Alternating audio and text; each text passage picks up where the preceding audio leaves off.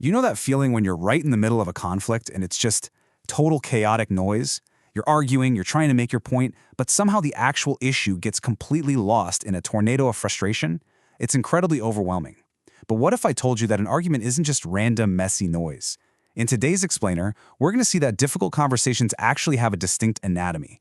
And once we deconstruct them, we can literally shift our entire approach from defensive judging to productive learning. Think about the last time you walked away from an argument with a partner, a coworker, or a family member. Did you walk away feeling totally drained, emotionally depleted, and wondering what on earth just happened? The reason it takes such a massive toll on us is that we're almost always fighting the wrong battle. We think we're having one straightforward argument, but beneath the surface, there's an incredibly complex psychological mechanism at work. The source material we're breaking down today drops this absolutely profound realization. Every difficult conversation is actually three conversations, layered or embedded, one within another.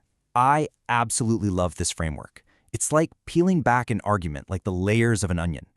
We aren't just dealing with the surface issue. We're dealing with three simultaneous interwoven layers of human experience.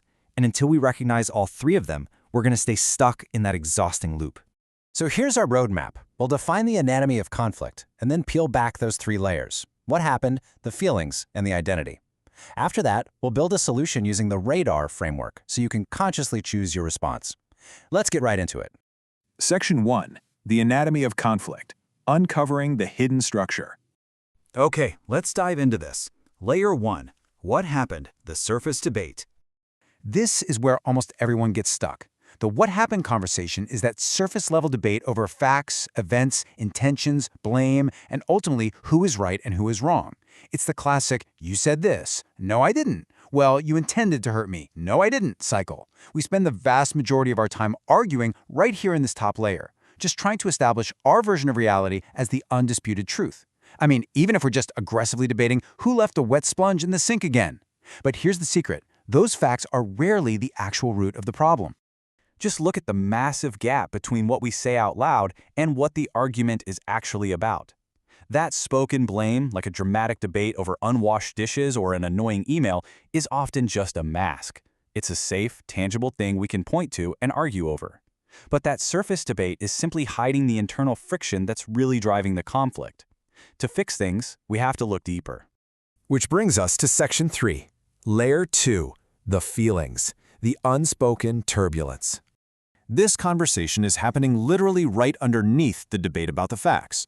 We're talking about the unspoken emotional reactions, the anger, the hurt, the fear, the jealousy, or the betrayal.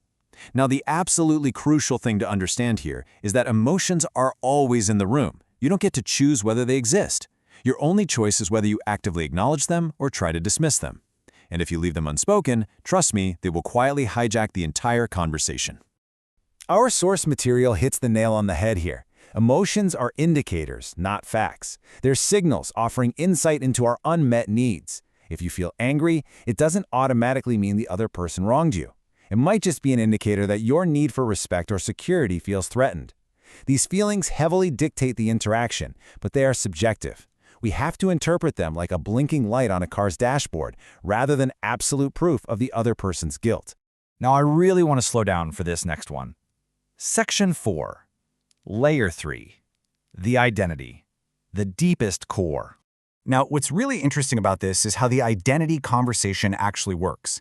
This is the private, purely internal debate you're having with yourself about what this conflict means for your ego, your self-worth, and your self-image. The reason the argument feels so dangerous isn't because of the unwashed dishes or the unsent email. It's because the argument secretly threatens your very sense of who you are. Because while you're out there arguing over facts, your brain is quietly panicking over these profound psychological questions. Common threats to our identity include, am I competent or incompetent? Am I a good person or a bad person? Am I lovable or unlovable? If conceding a point in a simple argument makes you feel like you're incompetent or unlovable, you are going to fight to the bitter end to defend yourself. The fear of these answers is what actually causes our anxiety to spiral completely out of control.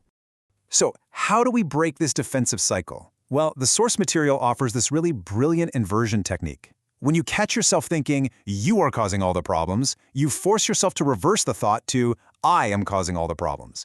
Now, hold on. This isn't about falsely taking all the blame. It's a mental exercise to shift your perspective away from outward defensiveness and toward personal responsibility. It forces your ego to take a breath and look at your own contribution to the conflict. All right, Section 5, the radar solution, a healthy operating system. Now that we've completely deconstructed the 3 layers, how do we reconstruct a healthy response? We need an actionable tool to navigate the facts, the feelings, and the identity threats without losing our minds. Radar is this highly effective portable toolbox designed to create space between what you feel and what you actually do. It stands for 3 simple steps: reflect, describe, and respond. Let's break down exactly how to use this in the heat of the moment. Step 1 is reflect. When conflict hits, you've got to hit pause. You assess your current state, both internally and externally. Notice your physical tension, your tone of voice, your breathing.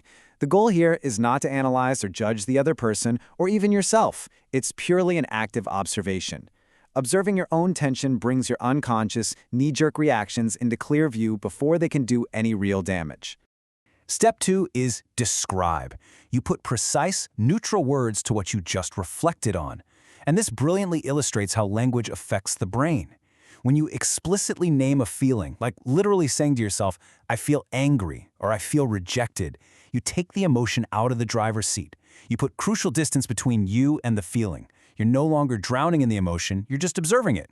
Naming it shrinks the chaos down to something you can actually manage. Which leads us to our final section, Section 6, choosing your response, from reaction to intention. So the crucial point is right here in Step 3, respond. You are now choosing a next step that aligns with your core values, not just your primal impulses.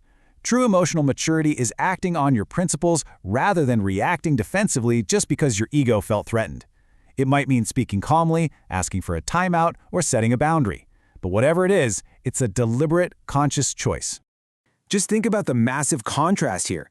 You can either be the person trapped in the storm, driven by reactive fear, in that exhausting Layer 1 cycle of toxic arguments, or you can be the person choosing with intentional grace.